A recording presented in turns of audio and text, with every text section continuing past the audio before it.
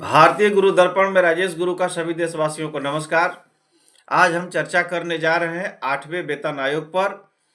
8वें वेतन आयोग में किनको लाभ मिलेगा, किनका कितना लाभ मिलेगा, किनको लाभ नहीं मिलेगा, इन बातों पर हम चर्चा करेंगे।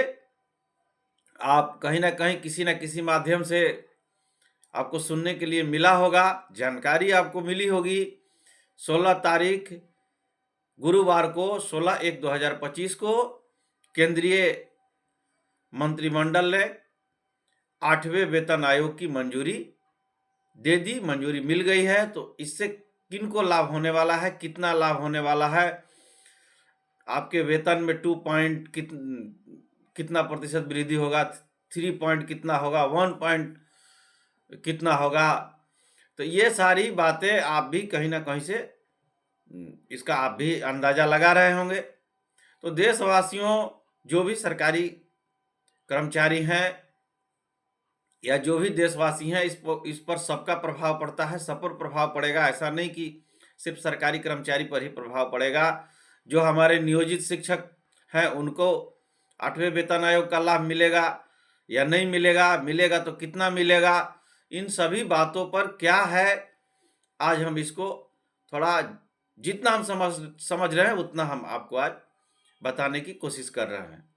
तो हमने जहां तक देखा कि अभी तक 8वें वेतन आयोग की मंजूरी मिली है, केंद्रीय मंत्रिमंडल से आयोग की गठन की मंजूरी मिली है, आयोग बनाने की मंजूरी मिली है। अब जो 8वां वेतन आयोग का जो गठन होगा, उसमें जो लोग होंगे वो सरकार को क्या सिफारिश करते हैं, कितना वेतन बढ़ाने का सिफारिश करते हैं, किस किस तरह की वो बिंदु को सामने लाते हैं, इसको देखने के बाद ही स्पष्ट होगा। अभी हम एक अंदाज लगा रहे हैं, ऐसा हो सकता है। तो अभी तक आप ये ना समझ लीजिए कि मेरा 2.57%, 2.86% या जो भी है, इतना वेतन बढ़ने ही वाला है। आयोग के सिफारिश पर निर्भर करेगा। तो अभी तक की यही मेरे पास जानकारी है कि आयोग बनाने की मंजूरी मिली है, आयोग की अभी सिफारिश नहीं आई है, रिपोर्ट नहीं आई है। आयोग की जब रिपोर्ट आ जाएगी तब किनको कितना लाभ मिल रहा है यह स्पष्ट होगा। तब तक आप भी उस पर नजर बनाए रहिए और किसी न किसी माध्यम से मैं भी देख रहा हूं। अब आइए कि लाभ जो शिक्षक नियोजित शिक्षक रह गए हैं, खासतौर से बिहार में, उनको होने जा रहा है कि नहीं। तो जो शिक्षक नियोजित शिक्षक रह गए हैं उनको भी लाभ मिलेगा, चूंकि 2015 में हमको पत्रांक तो नहीं याद है, ज्ञापांक, लेकिन जब शिक्षकों को ग्रेड पे का लाभ दिया गया था तो उसमें स्पष्ट था कि समय समय पर जो भी वृद्धि होगी वो नियोजित शिक्षक को भी प्राप्त होगा।